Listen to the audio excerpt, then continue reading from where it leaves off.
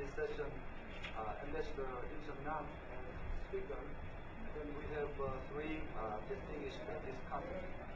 So from now on, I will please.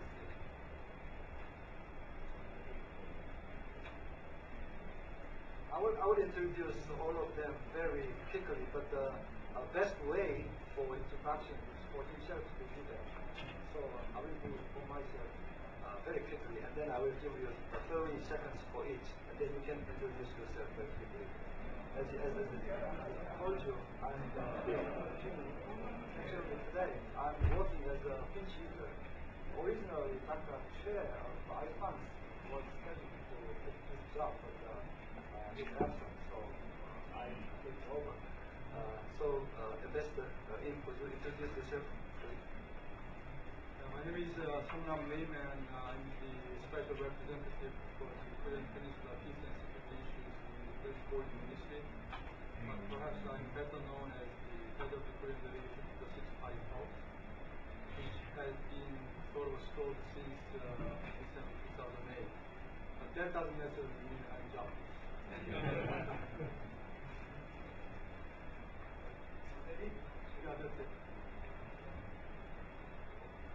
Good afternoon. My name is Yoshihide Soya. I'm teaching political science, Faculty of Law, State University, and also serves as Director of the Institute of East Asian Relations, Institute of East Asian Studies of the same university. I'm Liu Ming from Institute of International Relations and the Shanghai Academy of Social Sciences. My major is political science and international security, but I have done a lot of work on North Korea issues, including inter-Korean relations, China-Korean relations, and US-Korean relations, of course, and nuclear issue is one of the focal points. Thank you. Next, the gentleman, maybe the tallest man in this conference, I think. Peter Beck? I think I'm just a little bit taller than Peter Beck. I'm Peter Beck, the representative for the Asia Foundation here in Korea, and I'm also a columnist for China. Thank you very much. And then from now on, Ambassador Im Nam will have about 15 minutes. Would it be okay for presentation? I don't think I have that much to say. Oh, really? 5 minutes with me. Okay, I will give you 10 minutes then, please. Thank you very much for the warm welcome and the kind introduction, Dr. Kim. It is indeed a great privilege and pleasure for me to be able to join this afternoon's panel discussion on the future of the Six-Party Talks on this beautiful island of Jeju. I remember that I was contacted back in January by the Jeju Institute asking me whether I would be willing to talk about the Six-Party Talks and its future in June. At that point, if I had known that the Leap Day deal between Washington and Pyongyang, which was reached in February this year, would be followed by the North Korean missile launch in April, then perhaps I would have asked the host to change the topic of this afternoon's discussion or to keep me out of the panel discussion. But as we all know, things in life, things in diplomacy do not necessarily follow the path we prefer. And that's perhaps exactly the case with the Six-Party Talks at this point in time. In fact, the breakdown of the Leap Day deal is not the first of such cases in our 20-some-year odyssey to resolve the North Korean nuclear issue. Since the first North Korean nuclear crisis broke out in the early 1990s, there have been repetitions of breakthroughs and breakdowns throughout the negotiation process. The first breakthrough was made when the United States and North Korea agreed on the so-called agreed framework in 1994. But the implementation of that framework came to a halt in 2002 after North Korea's acknowledgement of its uranium enrichment program. second breakthrough came out in 2005 when the six parties agreed on the September 19th joint statement in Beijing. But as I said when I was introducing myself, the six-party process has been stalled since December 2008 due to the disagreement over the question on how to verify North Korea's declaration of its nuclear programs. Following that second breakdown, North Korea continued to behave in a hostile manner by conducting a long-range missile launch in April 2009, its second nuclear test in May 2009, the attack on our naval ship Cheonan in March 2010, as well as the shelling on the Yeonpyeong Island in November 2010. Despite these provocations by North Korea, the Republic of Korea has remained committed towards a negotiated settlement of the North Korean nuclear issue. It is in this very context that Washington, in close coordination with Seoul, made an agreement called the Leap Day Deal with Pyongyang in February this year. Although this deal was welcomed as a modest first step in the right direction towards the resumption of the six-party talks, North Korea made public its plan to launch a long-range missile only 16 days after the announcement of the deal. Notwithstanding the calls from the international community, in particular including China and Russia, not to go ahead with the announced missile launch, Pyongyang did fire the missile on April 13th, which led to a swift and strong reaction from the Security Council of the United Nations. Against this backdrop, if somebody asks me what the prospects of the six-party talks are at this point in time, which I believe is the topic of this afternoon's discussion, I would hesitate to answer that they look bright. Some might argue that we should go back to the six-party talks first and then begin to talk about the current situation. However, talks for the sake of talks without any trust will go nowhere. The April 13th missile launch has severely damaged that very foundation of confidence towards North Korea. Under this kind of situation, if Pyongyang is interested in restoring the lost trust, they should clearly understand the following 2 points.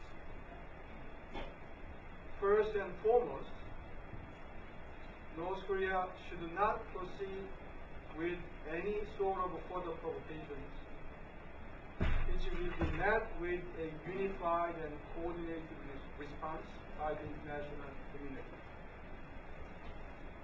Nevertheless, if North Korea chooses to make the right decision by living up to its international obligations and commitments, a different path will be open to Pyongyang.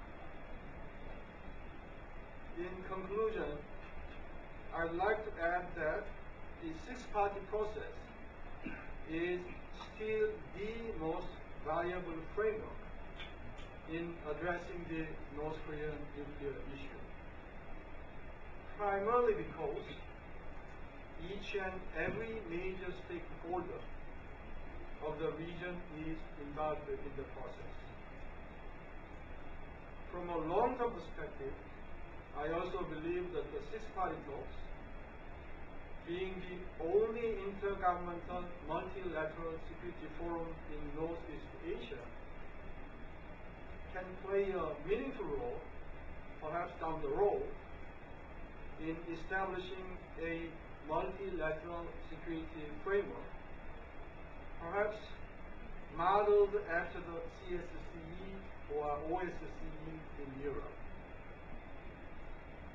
All in all, for those pessimists who may see little value in keeping the six-party process, I would like to remind them that things are usually harder to make than to break.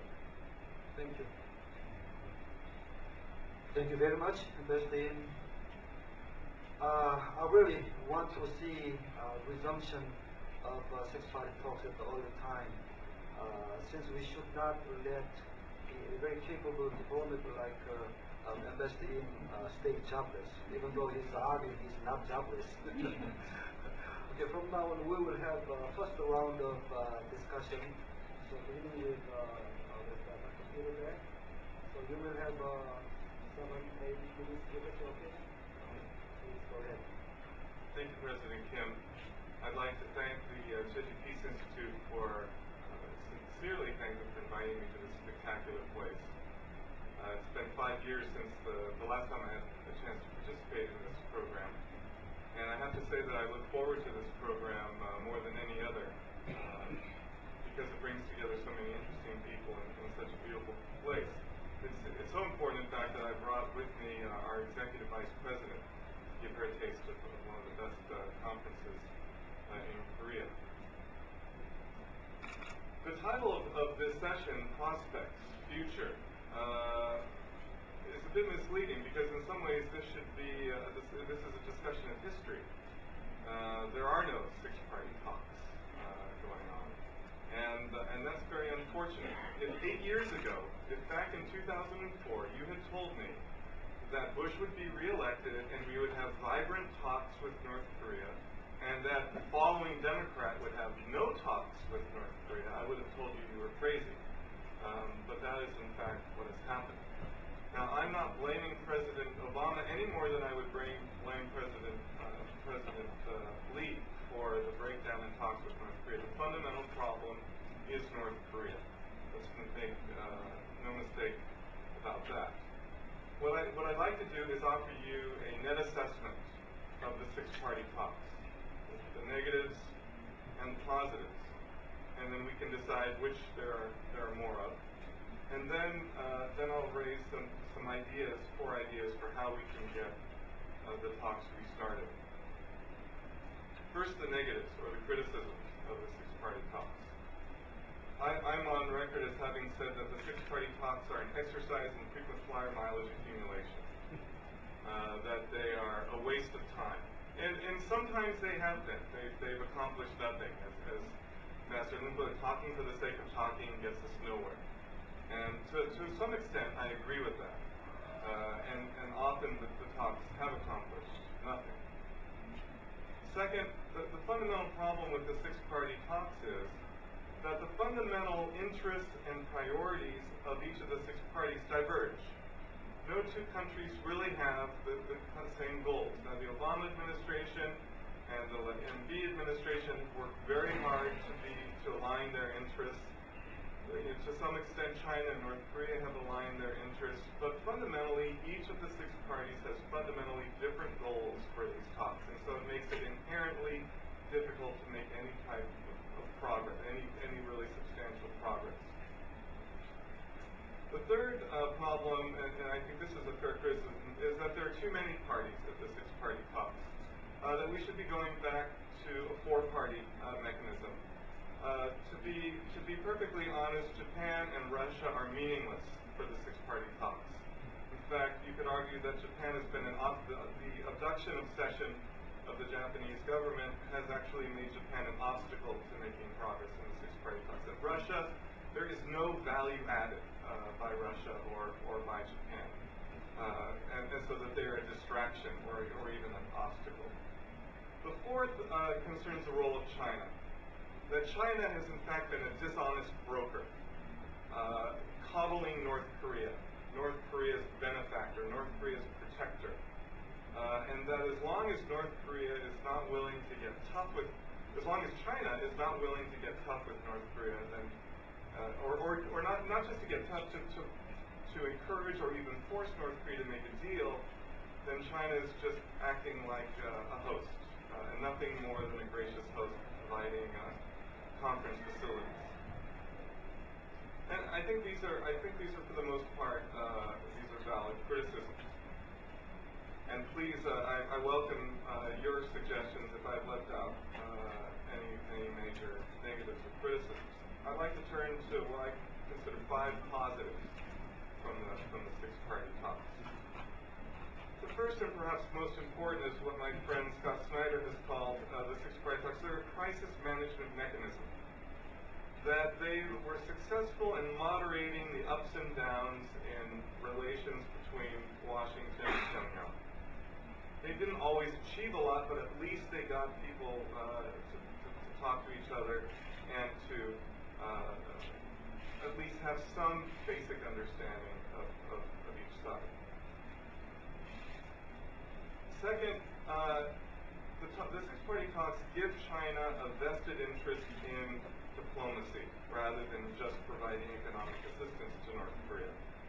That China's reputation is on the line in some ways. That China has a vested interest in engaging North Korea diplomatically and to trying to help Washington and Seoul make progress. That it's important to have China involved, even if they aren't doing what we would like China to be doing. The third, and this is also very important, the third very positive aspect of the six-party talks is it brought South Korea to the table. That this was one of the biggest disadvantages of the 1994 agreed framework was that it was between the U.S. and Washington, even though Seoul ended up paying most of the bill, Japan paid part of the bill too, but this was an agreement exclusively between Washington and Pyongyang, and this led to a lot of uncertainty and even worry here in Seoul that Washington was forsaking Seoul for Pyongyang. Fourth, I think it's also fair to say that there were significant accomplishments. As Ambassador Im mentioned, we did have a breakthrough in 2005. We did manage to freeze North Korea's plutonium program, and we did discover their uranium program. Any bad behavior by North Korea. Without the leverage of China, it will be very difficult and almost not impossible, but extremely difficult to make a deal with North Korea. The third factor that I would argue is critical to making progress in the six-party talks is that the United States and Seoul must recognize that denuclearization is not a viable option for the foreseeable future. Now, whether this is admitted explicitly and openly, or whether it's just privately and tacitly accepted, it doesn't matter to me. But so long as leaders in Washington and Seoul believe that they must achieve denuclearization, I believe no major progress can be made. Denuclearization may have been possible 8 or 10 years ago. It is not possible today. It is too closely, North Korea is a nuclear power no matter what we say, no matter what the world says, that they will, no matter what Washington and Seoul, we will not accept. That's wonderful rhetoric, but the reality is they are a nuclear power, and it's closely, their capability is tied to their regime's identity, if not survival. But I would argue, even if denuclearization is not a realistic goal, freezing their plutonium and uranium programs is a worthy undertaking. It's a worthy, would be a worthy accomplishment of any diplomat. And I don't think we should reject talking to North Korea just because denuclearization is not in the cards. We should pursue a freeze. And finally, I think the next government in Seoul will have to be willing to nudge Washington to be more active, to be more proactive and active, and be willing to support a breakthrough with the North. The Obama administration has taken a somewhat passive approach towards North Korea. Again, I'm not blaming the Obama administration or the ND administration. The problem is North Korea. But if we're going to have a breakthrough, it's going to take more effort than we've seen so far. I was just writing a review of Victor Cha's new book on North Korea, and I have to say it's pretty bad. I strongly urge you not to buy it. It really does not illuminate North Korea at all. What's amazing is he has a chapter called Civet, Complete, Verifiable, Irreversible Disarmament of North Korea's Nuclear Program. So the goal was very clear. In 530 pages, he never tells us what North Korea would have gotten had they agreed to denuclearize. I find it amazing that we could be so explicit about our goal and not be, even years after the fact, not be able to tell the world what they would have gotten. If we can't know, how could North Korea have known what they would have gotten? So I really wonder if we were ever serious about denuclearizing North Korea. Thank you very much. All right, thank you very much. I think Dr. Peter Beck excellently identified all the negative and positive side of the 20 years history of nuclear dialogue. And then he also proposed some suggestions for the progress in his party talks. I think some portion of his discussion is challenging to China and Japan.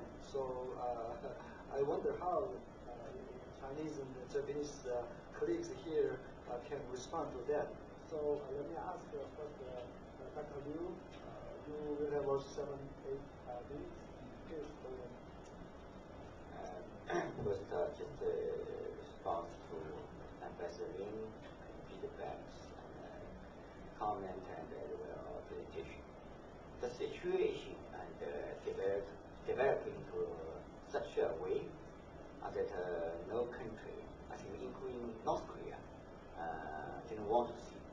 It's not good for each party. Yeah, I do not think North Korea benefited a lot from this situation. If they continue six-party talks, if they faithfully and abide by the agreement, North Korea could get more benefits. And this situation, we could not blame the other parties. I think no matter China, US, South Korea do its utmost. I think if North Korea is determined to get a nuclear program, if this is their strategic goal, whatever you do, what kind of level you use, you could not prevent such a country from owning that nuclear program. So we should keep that mind clearly. Yeah. So if we just blame this country, that country, yeah, I think on China actually, China did a lot. It's not just a facility for the host of six-party talks. Privately, China did give a lot of warning, pressure. I think China really did a lot of approaches. Yeah, they test a lot. Of course, you could not say that China used up all its approach or leverages. I think that it did its most. I heard that story from our former foreign minister Chen Qi several times on different occasions. This story that it means that Chinese government, from the top of the down, from the Beijing itself, they really pay enough attention to the denuclearization, to the six-party talks. They say, Li Zhaoxin say that in the Diaoyutai guest house, and coffee cappuccino should spend $5 for one cup. We almost, they drink 1,000 cup of cappuccino. The China paid a lot of money in that kind of six-party talk. Why China should do that ways? Just for the achievement, just for the diplomacy itself? No. I think denuclearization, we should say, is the core Chinese national interest. And I've heard from Pang Jiaxuan sometimes. Pang Jiaxuan said Iran, North Korea. North Korea is a Chinese neighboring country. So we don't want for such a neighboring country become nuclearized. Otherwise, the situation in the Northeast Asia will turn very worse. Yeah. So that would be very dangerous. Iran is a bit far away from China. So this is different things. Yeah. So the law for China to play. Maybe there's some more limitations. But for North Korea, China should do its best. And I also heard many stories. Hu Jintao personally called some medium level officials in the office of six-party talks, in China. Like one deputy chief for the office for the six-party talks, I heard from him several times. Yeah. So he did not call foreign minister. He did not call deputy foreign minister. He did call the chief negotiator and deputy chief negotiator. Ask for the progress. Ask for the what kind of design for the next round of talks. So specific, what kind of things you should make. Yeah. So from that point, it means that China really want to make some progress. And I feel just sympathy to Ambassador Lin since he takes up that job, but without any talks with North Korea. So this is really pity, yeah. And I know it's quite regret, yeah. So I know the failure. And in China, we have such kind of idiom called fighting failure, yeah. Fighting failure, he is a China expert. He knows that idiom. So sometimes, in order to give that continuity for the fighting, we change the sequence. That means failure, fighting, failure, fighting, failure, fighting. 屡败屡战. It means you have to continue such kind of fighting. Yeah, even there are a lot of frustration. And the second nuclear crisis lasts almost 10 years. Yeah, and we feel misfortune. Yeah, but North Korea is such kind of strange and country. Yeah, we know this is a tough job, and denuclearization. Sometimes, even in the beginning of the six-party talks, sometimes people think that it's an impossible mission to be reached. But even this is an impossible mission, but this is a reality. But as a diplomat, as a scholars, we have to work for this kind of ideal goal. Otherwise, the international society, the region, will go more dangerous. So come back to the current situation, six-party talks. I think denuclearization will be very tough for a long time. North Korea become a nuclear country will continue for a long time. Maybe it's an indefinite period. Just the day before yesterday, they just put their constitution into a kind of nuclear country. So legalized. So it makes it more difficult for talk denuclearization. But even we face such kind of reality, we have to try every possible means for resumption of the six-party talks. Without the six-party talks, we could see more danger or some more risky. And 2010, 2011, and there are so many provocations from North Korea. Yeah, if really there's six-party talks, then such kind of things maybe could avoid. And another point that we face the dilemma. We know talk with such a country sometimes is meaningless because they always repeat some kind of pattern that talks, agreement, and violation, and they get some maybe benefits. But we have to do that way. Why? Because without such kind of mechanism, North Korea nuclearization process will continue. HEU program will continue. It means that if 2 years, 3 years, 5 years, if we let that continue that kind of keep that path, it means they will have more nuclear heads. Their nuclear arsenal will expand. That will be more dangerous. So even we know we should not reward them for such kind of talks, but talks have some other values that we could continue. If we have talks, or if we could, partially, or we could take some measures as a February 29th agreement, if IAEA could come back and monitor those nuclear sites, I think that would be good. Even they still have a lot of other maybe materials or other maybe like HU program in other areas, in some mountain areas, but still it's important that we could monitor those facilities in Yongbing. So this is the first step. Without that first step, they will keep such kind of running every day. That will be not good for the region, for the international society. I think so. From this angle, I think still there's some value for six-party talks. And for North Korea, I think still they face some their dilemmas. Even North China, North Korea has some kind of economic cooperation. I think this is not sufficient for North Korea's survival. They need more economic cooperation with South Korea, with US, with other countries. Now they face more economic sanctions. Their domestic economy is not in good shape.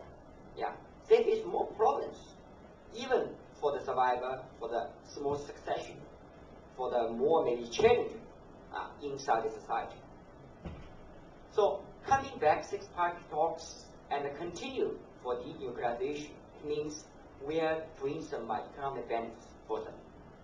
Then there's still such kind of possibility. They could maybe talk with US and for normalization, and they could maybe realize a kind of a peace mechanism. That would be good for North Korea. So still this is a kind of a good option for North Korea. They could not totally exclude that option. So from this point, I think it's still might possible North Korea could come back. Finally, about the February 29th agreement and about their blockade fight on March 16th. Yeah, this is we all hate that such kind of violation. Just after 16 days, reach agreement, they did such a kind of fighting. But after that failure, we could come to reality. We could have a more reflection on that point. I think this filing, this blockade fight actually decided by his father. So it's a long time decision, because this is the 100 years anniversary. I'm not sympathized with such kind of fighting, but actually this is the North Korea politics. In that big event, they had to do something. So Kim Jong-un knows the consequence for violation of that agreement, but by law, he had to do. He had to go ahead for that fight. But now, after their failures, after some days, I think it's still possible North Korea could take some measures. Of course, we could put some precondition. Ambassador Lin has said something. First, you should not make any more provocation.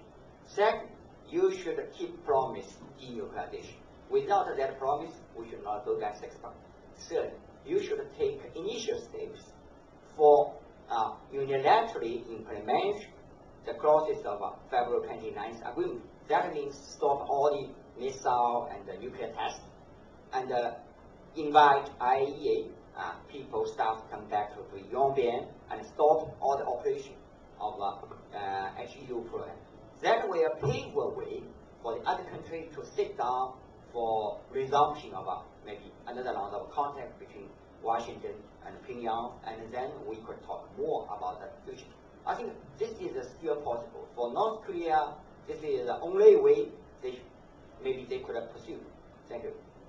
Okay, thank you, Dr. Liu. Actually, you explained what China is trying to do and what kind of dilemma China is caught in. And also you repeated do's and do nots for North Korea. But I think the people in this room are more focused on what China can do to abide by, to make North Korea abide by those do's and do nots, rather than re-identifying what are the do's and do nots for North Korea. So in this sense, I think what you said may not be new to me. And also, it may be a luxury for us to talk about future about future of the six-party talks when North Korea is beginning preparing for mass production of uranium bombs. This is of course a technical aspect, but personally I feel that North Korea is preparing a mass production of uranium bomb. I think that's the main reason why they destroyed the cooling tower in 2008. But at that time, many naive commentators were saying that, oh, okay, look at the North Koreans now changing their mind. So, but I didn't see it that way in the year 2008. So anyway, after first round of discussion, we will focus on more zoning issues, including this. So, Dr. Soeda, please go on. You will have 7 and 8 minutes. Please do not step beyond that time limits, please. Okay. Thank you very much, Mr. Chair. I wanted to make 5 quick points, but at the invitation of Mr. Chair to engage in a little bit of battle with Peter Beck. I want to make 5 points. First of all, Ambassador Im started his initial presentation by saying six-party talks have gone through ups and downs, breakthroughs and breakdowns. And I think that's all. I think everybody agrees to that observation. But one sort of, it's not really hidden, but associated fact, I think, has been that North Korean nuclear programs and missile programs have constantly evolved. And so from North Korean point of view, six-party talks, intentionally or otherwise, may have worked as a useful framework under which to make progress in their nuclear programs. At least I think that's been the reality. And but we are still saying denuclearization is the absolute necessity as a condition for North Korea to be somewhat meaningfully involved in this process. And here is some dilemma, innate dilemma. And I think that's what we are struggling about. And we don't know the way out of it. But still we are continuing the same path. But having said that, again, as Ambassador said, I agree that there is no other alternative to six-party talk framework in dealing with critical Northeast Asia security issues. In other words, if 5 countries cannot cooperate on this very critical issue of North Korea, nuclearization and other related issues, I think there is no hope for so-called multilateral cooperation among Northeast Asian countries. So here again, there is a kind of intrinsic dilemma between the effectiveness of the framework so far and perhaps the absolute necessity of the framework. That's a huge dilemma. And in a way, North Korea is taking advantage of this dilemma in promoting their nuclear programs continuously. So our big issue should be how to get out of this. And of course, we don't have any quick solutions or easy resolutions. But I think that's how and what we have to think about jointly. And the second point, having said that, by observing Kim Jong regime, the question I think arises whether or not the current leadership can make any big decisions. And my temptation is to say perhaps no, because well, during the last days of Kim Jong-il, I think his primary mission was to make leadership transition as smooth as possible.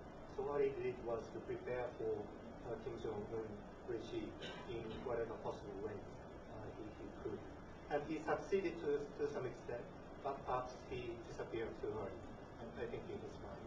So which means the Kim Jong regime is very much fragile. And I don't think there is a supreme power in the hands of Kim Jong-un.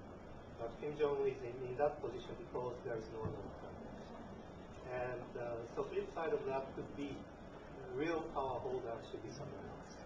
And I think somewhat common sense observation should be military is in control. And military itself, I think, has some problems within itself, because in the process of Kim Jong-il preparing for Kim Jong-il regime, there should be a sizable number of leaders who are ousted. And so there are potential seeds of kind of conflict within the military. But as long as Kim Jong-un is there, sustained by a group of real power holders, the regime may turn out to be perhaps stable for some years. But as long as military holds the key, I don't think denuclearization or any big decisions with respect to North Korean nuclear preparedness are going to happen easily. And if Kim Jong-un's leadership is not consolidated for many years to come, but this precarious situation may continue. If the leadership regime may not collapse. So that may imply that big decisions are come to expect to come from the current leadership. I may be wrong, but that is, I think, issue to be debated. And the third point has to do with Japan's experience. Here, I would like to add point 5 issue vis-a-vis Philippines. And I've been in several occasions with same meetings or conversation with Tanaka Hitoshi, former foreign ministry official of Japan, who was in fact the real kind of engine in coming to agreement with North Korean counterpart about diplomatic normalization during Koizumi period. And what he has been repeating several times is one of the key points that he's been saying is as follows. In order to strike a real deal with North Korea, you have to really talk to somebody in close to the center of the power, which is of course during Kim Jong-il time somebody who has the mandate from Kim Jong-il himself. Otherwise, you cannot move things with North Korea. And of course, that comes out of his own experiences. He had the full trust of Koizumi, and he met Koizumi so many times. And he moved under the direct guidance of Koizumi. And his counterpart, Mr. X, must have been in the same situation, which is he has been talking to Tanaka under the direct guidance of Kim Jong-un. And that's how Kim Jong-un came to a very surprising move to apologize about abduction and to sign the Pyongyang Declaration about normalization of diplomatic relations between Japan and North Korea. And so if that's the case, I'm not saying that's my thing, I am just conveying what he's been saying several times. And if that's the case, then all the more big decisions to be made by North Korea are very hard. It's hard to expect. And because there is no such consolidated single power center in current Pyongyang. So the point 5, well, I can hesitate about that. You are so blunt, so let me be blunt. Likewise, good friends, so it's not going to harm our percentage. Abduction issue, I think it's a cliche myth to say that Japan stuck with abduction issue is an obstacle to ceasefire. I think North Korea is an obstacle. And I cannot think of any concrete cases where actually abduction issue became an obstacle. The ceasefire process was halted. I can't think of it. If Ambassador could contradict me, I'm happy, of course. But I think this should be more an issue of mutual consultation. And of course, if I may be speak as a Japanese, I think this issue is very important for any democracy. And there should be concerted support for Japan's position by the rest of the 6 party top members expected. I say this because if the same thing had happened to US Congress, public opinion, it would be hilarious. And I just think of the case of US-Vietnam normalization in the early 90s. MIA issue was the most important, one of the most important issues, missing in action question. So US was so adamant in pushing this issue vis-a-vis the Vietnamese in moving on this diplomatic normalization process. And Vietnam eventually cooperated, I think, to the satisfaction of Washington. And to me, the same thing should happen. This abduction issue, such a big issue for any democracy. There should be support for North Korea, China, and everybody. And if we can do that, this could be a very important kind of tool with which to negotiate with North Korea and push them, to some concessions. But of course, this could be great. That's my response to you. And fourth point. Sorry, maybe I finished one minute. Currently, I think making moves is very unlikely, and big decisions are not likely to come. And so what we should do, I think, of course, that's what we have to talk about. So one kind of irresponsible suggestion as an academic, not as a practitioner, is that it may be high time to think about this issue long term. Six-party talk framework is very critical, but perhaps we have to continue to raise this denuclearization issue with North Korea. But we have to perhaps we have to employ some long-term perspective, which is, if I may, even anticipating the unification process of the Korean Peninsula.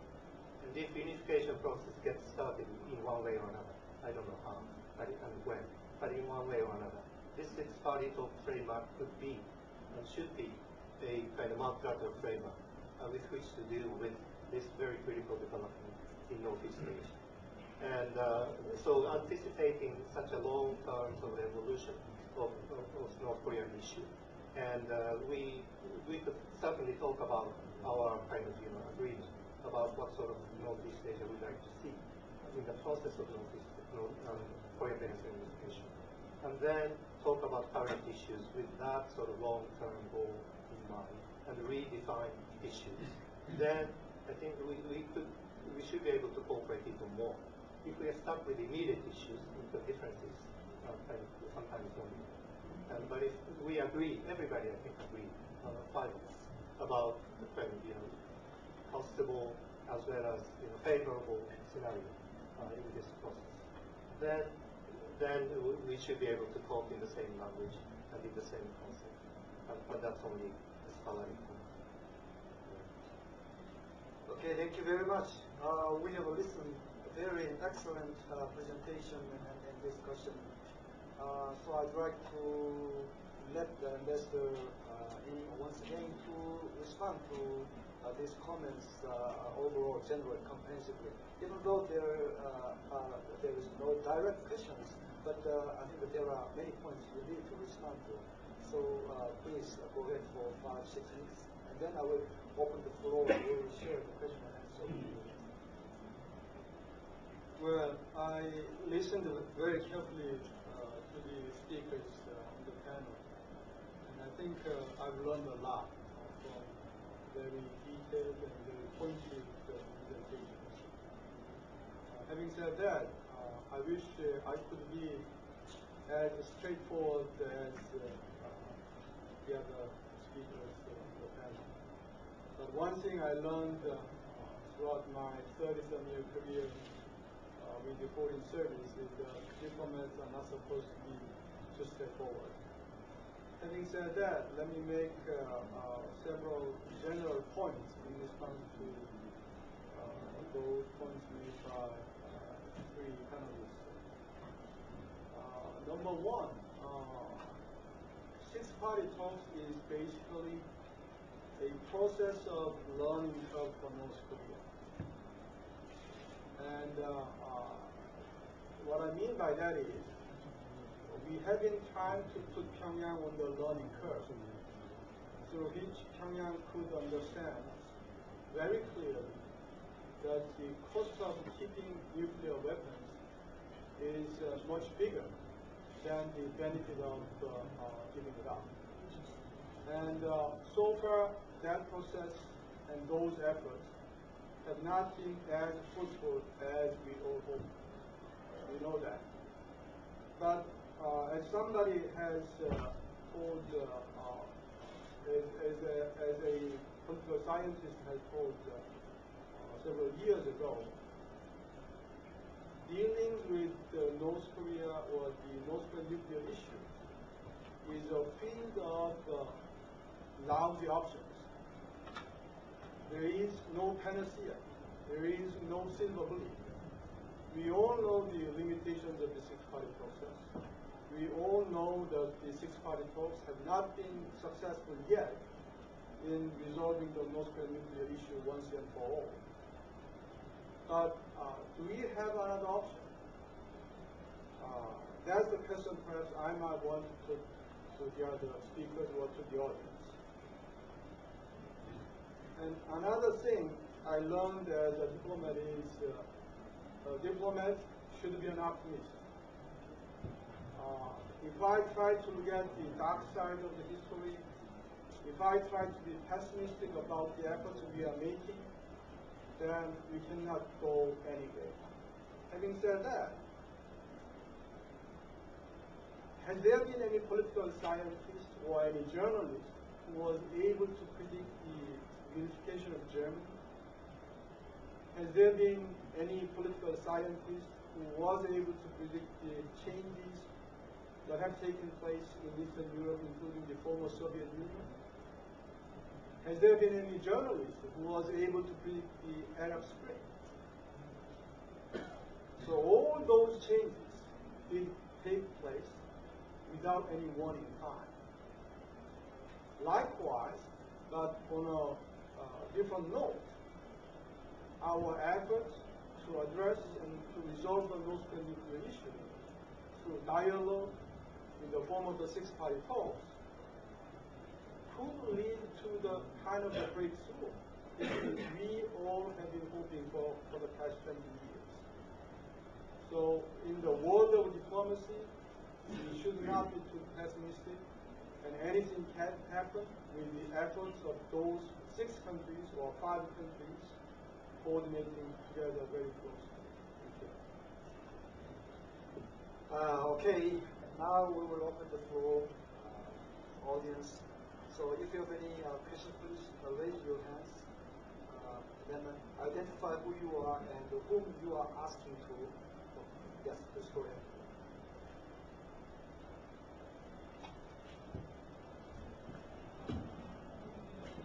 My name is Fan Jisa from China Academy of Social Sciences.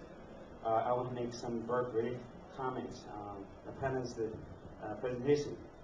The first point I'm wondering, is there any participant from Russia who can offer a rebuttal to Dr. Beck about Russian role in six-party talks? Oh, good. And secondly, I think China's influence over North Korea cannot be exaggerated. Just before the launch of satellites, China made lots of visible efforts to dissuade North Korea from doing that, other than those efforts behind the scenes.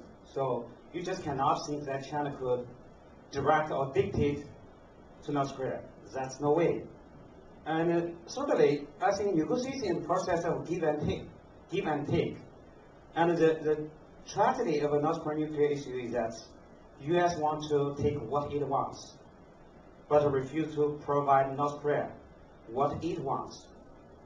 So the past 3 years witnessed the failure of all countries' policy toward North Korea, and there's no positive progress, but there are many negative developments.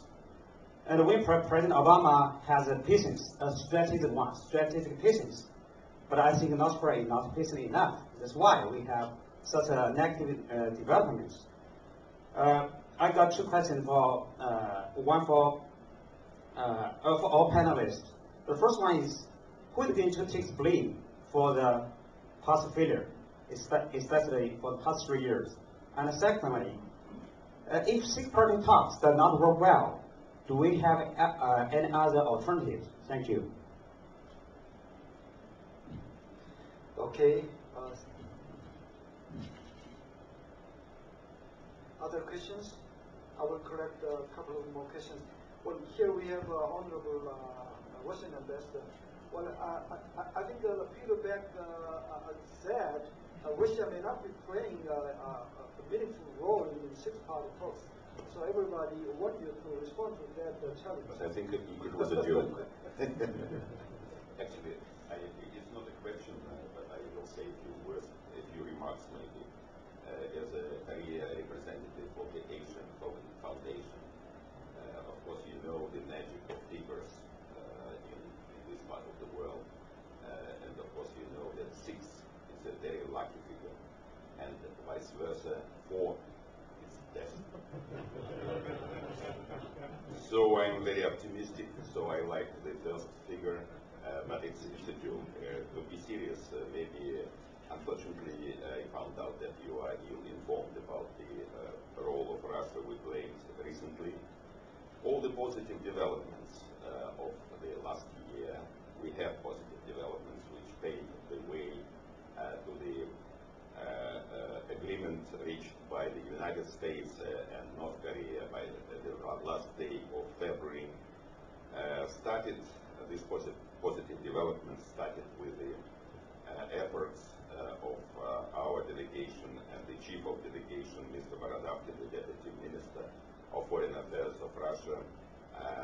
He went to Pyongyang in February and March, and he presented to North Korean partners the joint position of our 5 countries.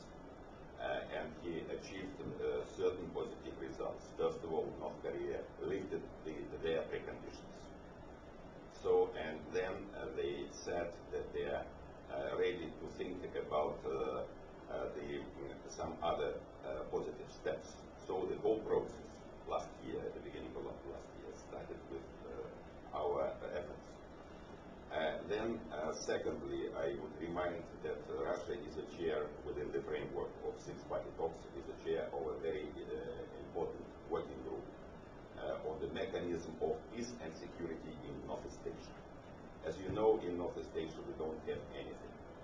So I fully agree with esteemed Ambassador Lin that if we look in historical perspective, from the historical perspective, one of the main tasks is to establish a very stable mechanism for peace and security.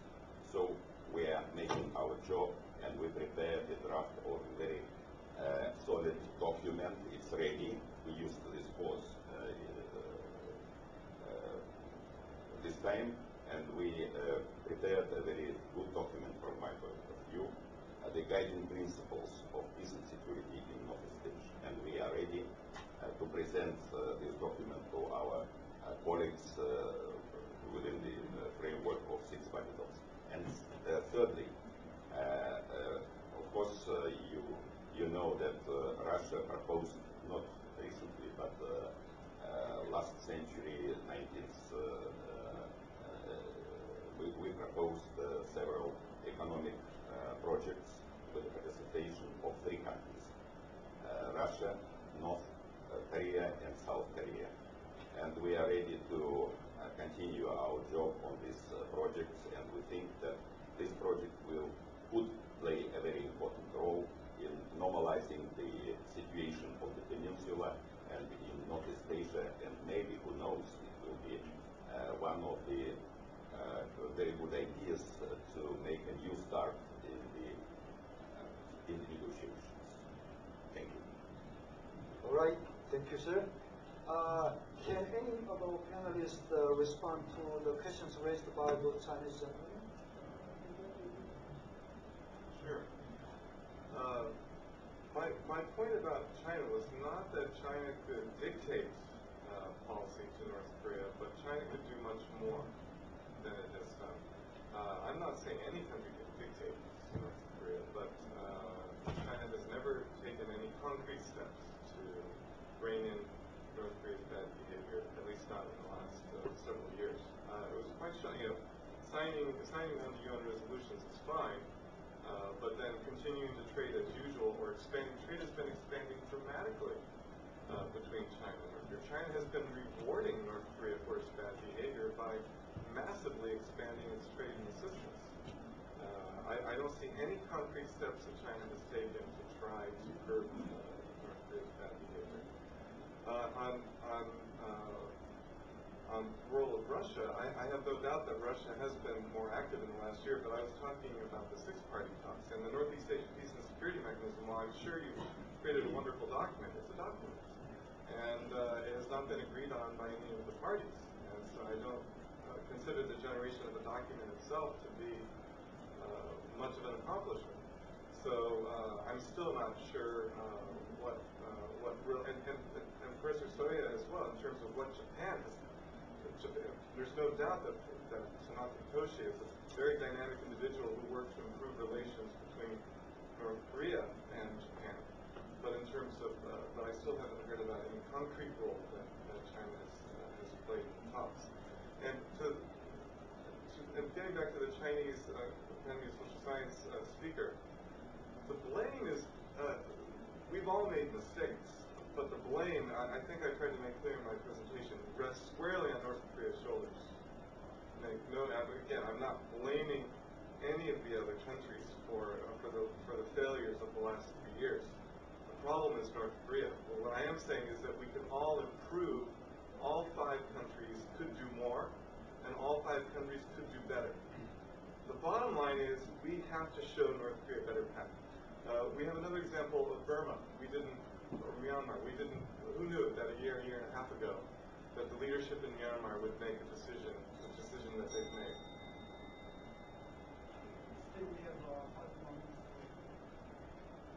So I agree that with Professor Soya that things can happen very suddenly and unexpectedly.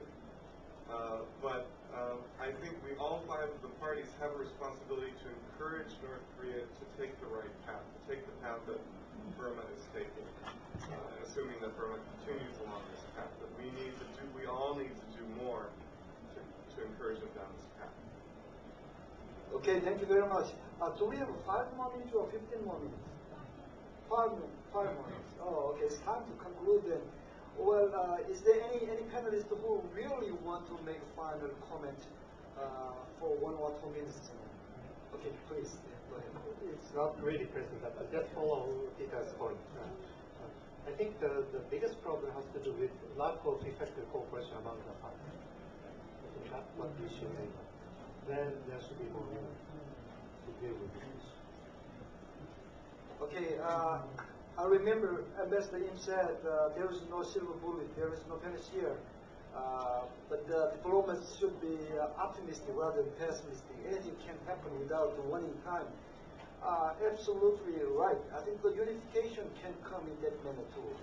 So, we agree. And also, I think Peter Becker made his point very clear. He's not blaming any government, including China. What he wants is that we should do more. So what we expect from China is doing more clearly, more concretely. But personally, I feel more troubles when I look to North Korean nuclear problems. The time is still ticking.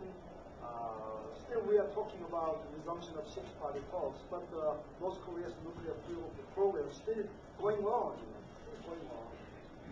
They have the largest reserve of uranium, and they may be hiding some the enrichment facilities other than the Yongbyon area. Personally, I think they may be trying hydrogen bomb program too. But the time is still ticking, But we are still talking about the future of 6-party talks. This makes us very frustrated. So,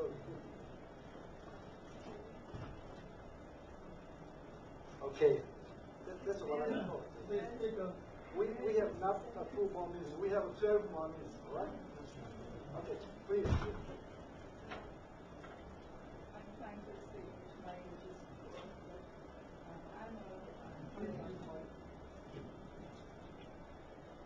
I'm very pleased to be here. My name is Park Hyung-soo. I'm working in Jeju National University.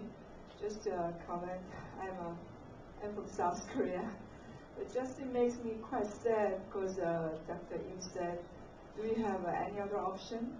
So just do we have to wait for till when North Korea is coming to the table?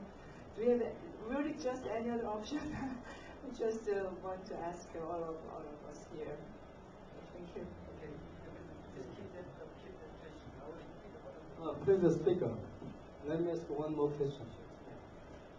Yeah, I want to ask Peter that. My name is Kang Young from Jeju National University. Nice meeting you, Peter.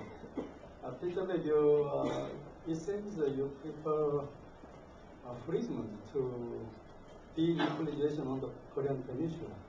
So next government in the United States, maybe Obama or Republican Party, but next president in the United States follows your arguments, and then what's the response of Korean government? Freezement, not denuclearization on the Korean Peninsula.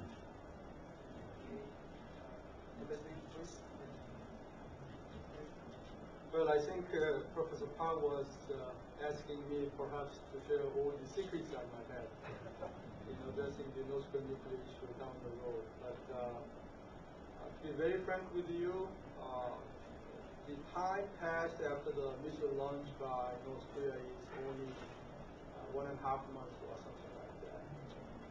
And we are sending the signals to Pyongyang through a lot of meetings, like the Korea-US-Japan trilateral held about 2 weeks ago in Seoul, that number one, they should not conduct any further provocations, period. And number two, if they do not do any further provocations, and if they make the right decision by respecting all the international obligations and commitments, then we are ready to offer them a different path.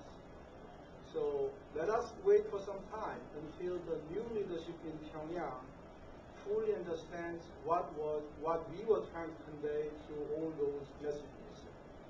Sometimes we Koreans are too much in a hurry, or sometimes very hasty. But diplomacy can take more time than we prefer.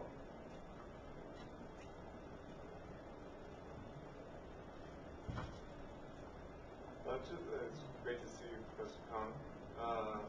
My preference is not for a freeze. My preference is for denuclearization. My preference is for the North Korean regime to quietly, gradually disappear. But we have to face reality. And my argument was that the current reality is that this regime is not going to collapse soon. It does need to consolidate, the leader Kim Jong-un and those around him need to consolidate their power. There will be winners and losers, as Professor Soya mentioned. This could create potentially instability in the future. So the fundamental burden is with North Korea. But even when the situation becomes settled in Pyongyang, denuclearization is not a viable goal. It's not a realistic goal that we can have with North Korea, especially if we're not going to be explicit about what North Korea will get. If we're very clear about what our goal is, then we should be equally clear about what we will give North Korea. And we have not been clear about that. So that I think is a challenge we face. But I completely agree with President Kim. The clock is ticking. And that's why we can't take a passive approach and just wait for the regime to collapse or wait for them to come back to the table, because the longer we wait, the more they will increase their capabilities. And it's a matter of time before they test a uranium device. I have no idea when. President Kim might be able to tell us his own prediction. Would be much better than mine, I'm sure. But that's why I think it's extremely important, even if North Korea isn't ready to negotiate yet, that we need to make the options for them as attractive. We need to make negotiating as attractive as we can to encourage Kim Jong-un and those around him to make that choice, to make the choice that their friends in Burma have made, to pursue the path of reform and opening and to embrace negotiations. Well, I can say I personally share a lot with what was said by Dr. Friedek. He said in some cases, the denuclearization option may not be viable. Then we have to pursue next goal, and how to freeze North Korea's nuclear activities. I share with this opinion because I firmly believe that the fundamental way to denuclearize North Korea is to change North Korea into a different country that doesn't need nuclear weapons. So we have to talk about the human rights and democracy of North Korea. That may be the fundamental way. But in the meantime, we should do our best to definitely freeze North Korea's nuclear activities. In this sense, I agree with you. I'd like to give a quick question to Chinese colleagues. You said at the outset that China has some limitation in taking North Korean nuclear ambition. So if North Korea is so determined toward the nuclear development, then what China can do? Will you say the same theory if South Korea or Japan are so determined toward the nuclear weapon development to respond to the threat from North Korea? Will you say the same theory to South Korea and Japan? I think my prediction that North Korea is determined to have nuclear weapons, so there's no doubt. And whether you offer something for return, even for security assurance, even for some kind of economic goods, they will definitely keep that kind of weapon. Because this is a kind of their strategic goal. What is their strategic goal? That they want to become a kind of what they call the powerful country. So this is they're in such kind of thinking or mentality. So it will be very difficult to let them die down for that kind of source. But they will pursue a kind of talks just to soft a kind of pressure. Yeah. So this is things now we are facing. If really this is such kind of reality, I think including China, we need to take more harsh measures against North Korea. And we will have to wait for some time. I think the time will come, sooner or later. Such kind of regime will go away. Yeah, they could not keep forever for such kind of weapons. And I think it's unnecessary for Japan, for South Korea to follow such kind of path. This is not a desirable path, and I think we could, and U.S. still keep nuclear deterrence. You offer the nuclear barrier to South Korea and Japan, so you don't worry about such kind of weapons. These weapons, I think, I don't think there's some really meaningful threat to the other side. Okay, we have only 3 minutes. Please be quick. Yeah. Maybe yes or no answer. North Korea recently made an official statement that there was no plan to go for nuclear experiments to begin with. And everybody was worried about such a possibility. They all of a sudden came with that. And that if you decode that statement, it virtually is saying we had a plan, but we had to stop for one reason or another. And many would think that China gave some effective pressure. Do you know any information? Just 1.5 months ago, there's a wide speculation or prevailing speculation that North Korea will do another further nuclear test. At that time, I told many friends that I don't think North Korea will do that way. Yeah, since they just firing rockets or missile, and they face a lot of consequences. Even China move more close to South Korea, to U.S. and the UN Security Council chairman statements. So if they continue such kind of provocation, I think China will take more tough measures. So they know the consequences. And if this young leader now want to a benign environment, they need more time to consolidate his power base. It's not a nuclear weapon. They need more foot, not the nuclear weapons. So they have to maybe put off. But I could not say they will forever put off for nuclear tests. Still, there's some such kind of possibility in the future. Okay, thank you very much, everybody. I think even though we have never reached any concrete agreement over here, but I think we can share some bottom lines. And first, the bottom line should be that our 5 nations represented over here, we are trying our utmost, and the problem belongs to, the responsibility belongs to North Korea, not any country being represented in this room. So So let's try harder. And also, as a South Korean citizen, we appreciate China's positive role in trying to prevent North Korea's missile launch. But we still want China do more for the denuclearization of North Korea. A second bottom line is that even though the six-party talks may be problematic, may be very unproductive, but still let's not forget the expectation we should pin on the six-party talks. I think these two bottom lines are widely shared in this one. Am I correct? Am I correct? Okay, thank you very much. This has been the conclusion of this session. Thank you.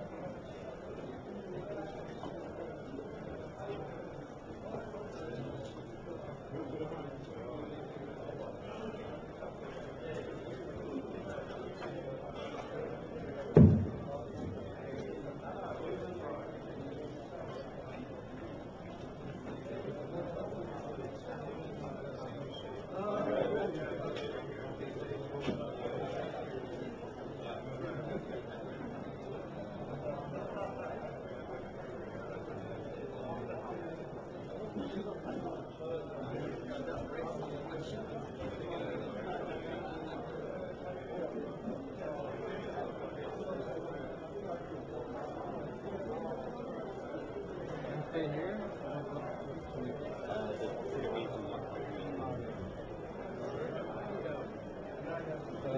That's your name, so something because I'm the rapporteur for this section.